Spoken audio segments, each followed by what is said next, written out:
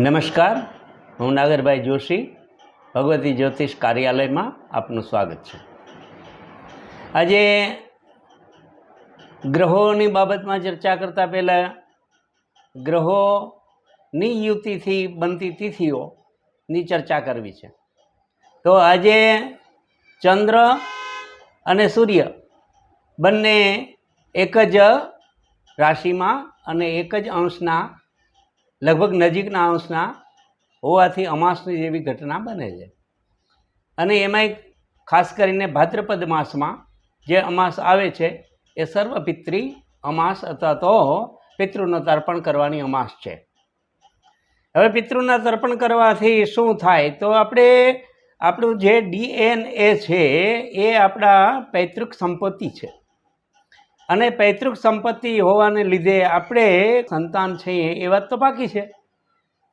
તો આવી ઘટના બને છે ત્યારે આપણે જે આપણા પૂર્વજો જે પિતૃઓ બન્યા છે એને યાદ કરીએ અને એનો આપણે થેન્ક યુ અથવા તો આભાર માનીએ. તો આભાર માનવાની રીત એટલે શ્રાદ્ધ, આભાર માનવાની રીત એટલે તર્પણ, આભાર માનવાની રીત એટલે પિંડદાન. આ તો પિતૃઓનું કાં તો તર્પણ કરો, કાં તો પિંડદાન કરો, અને કાં તો તમે એને કોઈ પણ રીતે પિતૃઓનો આભાર માનો. હવે આભાર માનવામાં કરવું શું?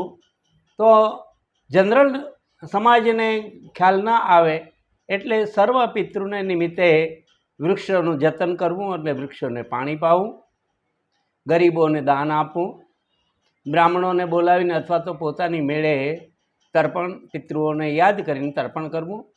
જે પિતૃઓ ગયેલી પેઢી છે, જે સ્વર્ગમાં વસે છે, એ પિતૃને યાદ કરી અને આપણે તર્પણ કરવાની જે અમાસ છે એ અમાસને દિવસે આપણે બધા પિતૃને યાદ કરીએ, તર્પણ કરીએ અને પિંડદાન કરીએ. અસ્તુ.